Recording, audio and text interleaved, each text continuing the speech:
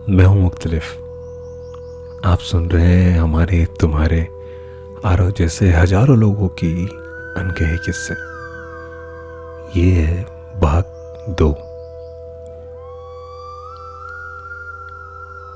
College छूट गया।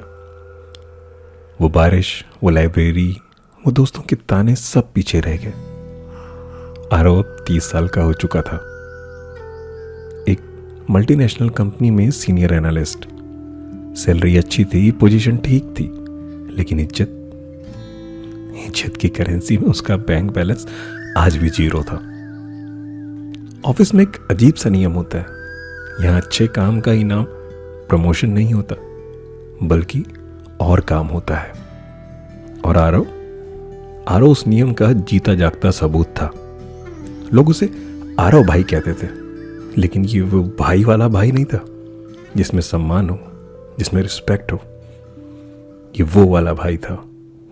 अरे आरव भाई, ये रिपोर्ट बना दो ना यार, मुझे डेट पर जाना है। अरे भाई, क्लाइंट गुस्सा है, तुम बात कर लो ना, तुम तो शांत रहते हो।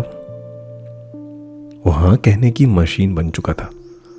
उसे लगता था कि अगर वो मना करेगा तो लोग उसे बुरा मानेंगे, और वो बुरा नहीं बनना चाहता था। लेकिन उसे नहीं पता था कि कॉर्पोरेट दुनिया में ना सुनने वालों की इज्जत होती है, और हर बात पे हाँ कहने वालों को डोरमैट समझा जाता है। एक मंगलवार की दोपहर थी। कैफेटेरिया में रितिका का बर्थडे मनाया जा रहा था। केक कटा, समोसे बटे, माहौल हल्का था, सब हंस रहे थे।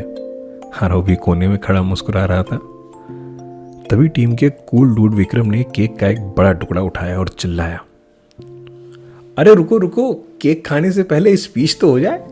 चलो, आरव भाई कुछ बोलेंगे। ये तो हमेशा इमोशनल हो जाते हैं।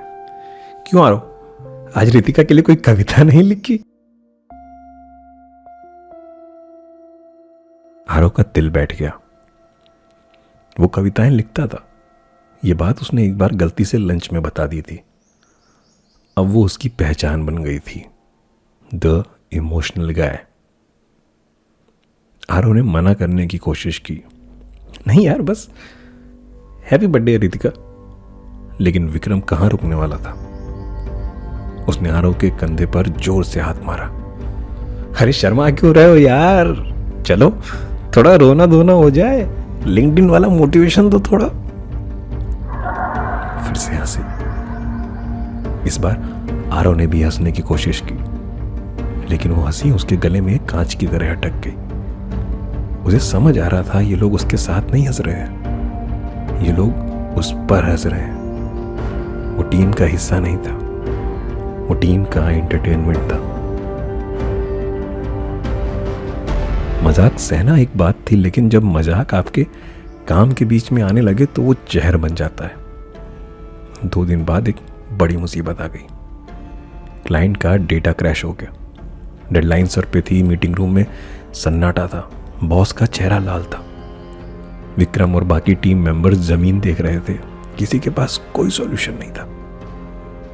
तभी उस सन्नाटे में एक धीमी आवाज गूंजी, सर अगर हम बैकअप सर्वर से डेटा को मैनुअली रिट्रीव करें तो शायद 4 घंटे में काम हो जाएगा। मैंने एक स्क्रिप्ट लिखी है इसके लिए।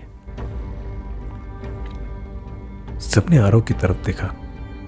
बॉस ने तुरंत कहा, करो करो, अभी करो। आरव ने 4 घंटे बिना पानी पिए काम किया। उंगलियां कीबोर्ड पर दौड़ रही थी और आखिरकार स्क्रीन हरी हो गई। डेटा रिकवर हो गया। क्लाइंट का मेल आया, थैंक यू, ब्रिलियंट वर्क। उस पल आरव को लगा कि उसने जंग जीत ली है। बॉस उसके पास आए, पीठ थपथपाई, गुड जॉब आरव। पहली बार कमरे में हंसी नहीं थी, सिर्फ राहत थी और शायद थोड़ी सी इज्जत। आरव उस रात घर जाते हुए हवा में उड़ रहा था।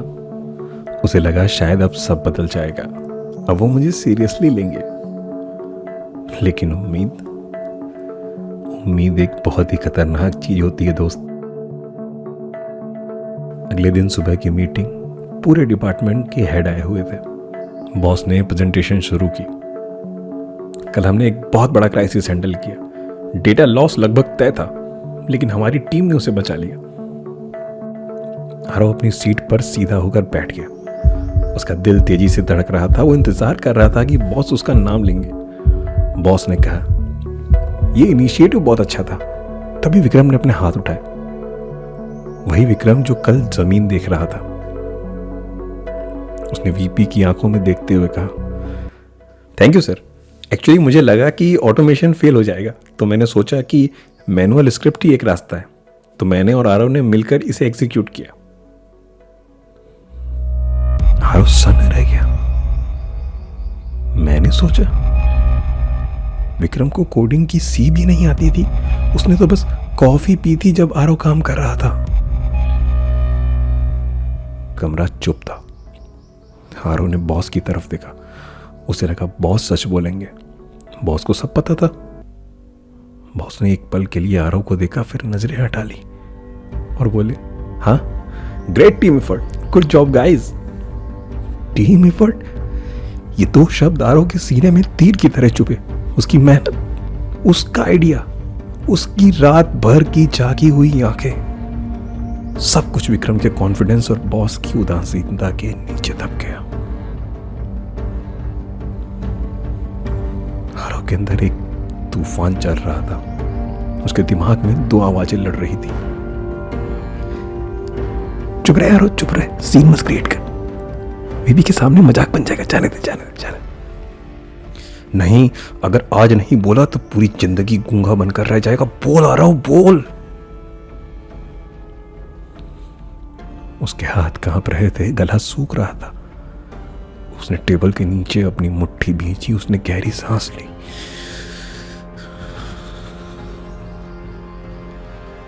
और वीपी की जाने से ठीक पहले उसने अपनी आवाज उठाई। सर, एक्चुअली वो स्क्रिप्ट, वो पूरा कोड मैंने अकेले लिखा था। विक्रम उस वक्त लंच पर था। कमरा एकदम फ्रीज हो गया। सबकी नजरें आरव पर थी। विक्रम के चेहरे से रंग उड़ गया। बॉस ने आरव को घूर कर देखा, लेकिन आरव की जीत सिर्फ 2 सेकंड की थी। विक्रम तुरंत हंसा, एक नर्वस लेकिन शातिर हंसी। अरे आरव भाई, रिलैक्स, क्रेडिट ले लो यार। मैंने कब मना किया? हम तो टीम है ना। इतनी छोटी छोटी बातों को दिल पे क्यों लेते हो? और फिर बॉस ने जो कहा उसने आरव को तोड़ दिया। बॉस ने चिढ़कर कहा, आरव, वीपी सर को इन छोटी डिटेल्स में इंटरेस्ट नहीं है। काम हो गया ना, बस। लेट्स नॉट बी पेटी। पेटी? छोटी सोच? अपना हक मांगना छोटी सोच है? और झूठ बोलकर क्रेडिट लेना टीम वर्क है? मीटिंग खत्म हो गई। सब बाहर निकले। विक्रम जाते जाते आरव की पीठ थपथपा कर के जैसे कह रहे हो, देखा, जीत मेरी हुई। उस शाम आरव बस की खिड़की से बाहर देख रहा था। शहर की लाइट्स धुंधली दिख रही थी। उसके कानों में बस एक ही लाइन गूंज रही थी, इतनी छोटी बातों को दिल पे क्यों लेते हो?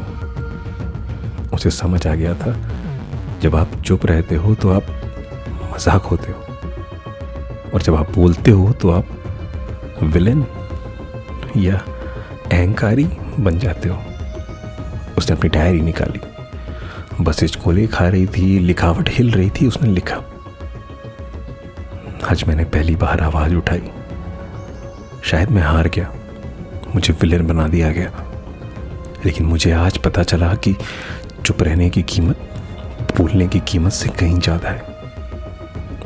आरव को लगा ये सबसे बुरा दिन था, लेकिन उसे अंदाजा नहीं था कि पार्ट 3 अभी बाकी है। अगली बार मजाक बंद कमरे में नहीं होगा। अगली बार अपमान सबके सामने होगा, माइक पर होगा।